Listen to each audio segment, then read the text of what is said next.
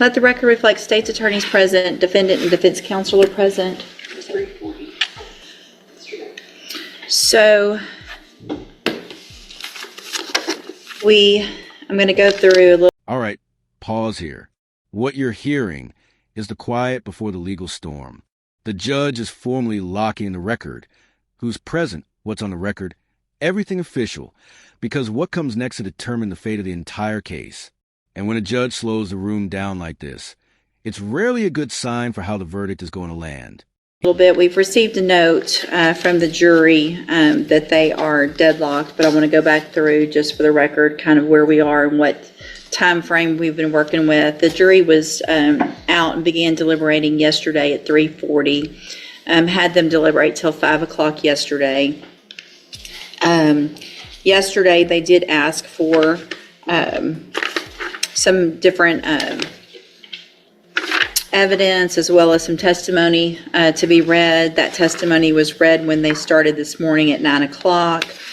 They deliberated starting at 9 and then asked a couple of questions, and then at the question number 5 that we received at 10:45 this morning was that the jury was deadlocked and what was their next steps. And then we just sent in a note for them to continue. This is a critical word. Deadlocked. In plain terms, the jury is split and no one is moving.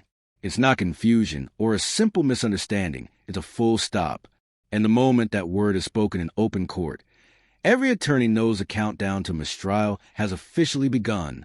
Deliberating and refer to the court's charge. After that, this morning, they have requested several items of evidence and spent, other than the 1 hour for lunch, now it is 2:10. We received a note again from the jury with the wording that it says, "We are fundamentally deadlocked. More evidence is not appearing to change minds. At what point can we declare a hung jury?" As you guys know, typically at this point is when I would send in. Here comes a nuclear option. The dynamite charge, formerly known as an Allen charge. It's the judge telling the jury, go back and make one more honest effort. But it's controversial for a reason. Push too hard, and it stops being persuasion and starts looking like coercion. This is the moment where judges have to walk a very fine line.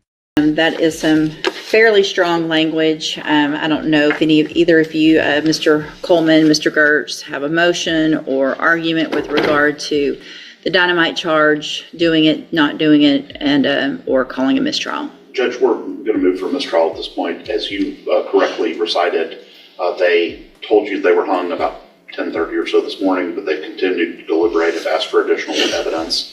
And then the note that they sent is very firm, it sounds. And so I think no amount of sending additional stuff in is going to fix whatever the issues are in there. Notice how calculated this argument is. The defense isn't just claiming the jury is stuck.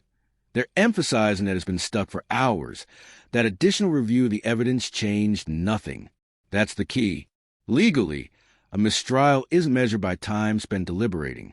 It's measured by futility. Also, and before you go, Mr. Coleman, I do think it's important for the record, the length of the trial is also something to be taken into consideration. Testimony began Tuesday afternoon with a few witnesses Tuesday afternoon.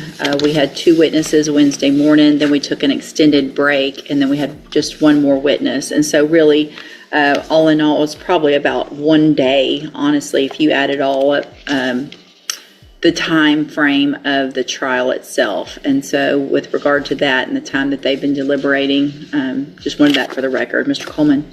Judge, the note is pretty unequivocal.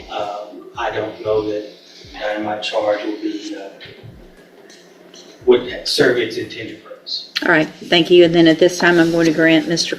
Gertz's motion for. And this right here, this is a turning point. The moment the judge acknowledges that another instruction won't help, the verdict is already dead. The outcome of the trial is sealed at this point. It just hasn't been formally announced yet. For a mistrial, you can bring the jury in.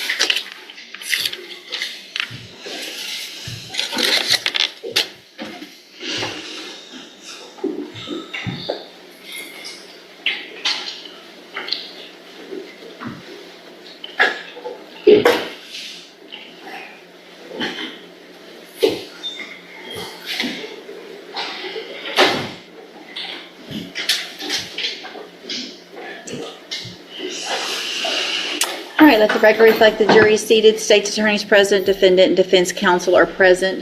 Ladies and gentlemen, at this time, I would like to inform you that I have granted a mistrial in the case, and so that just means that the case will go on the next available trial docket, and then we will attempt this again.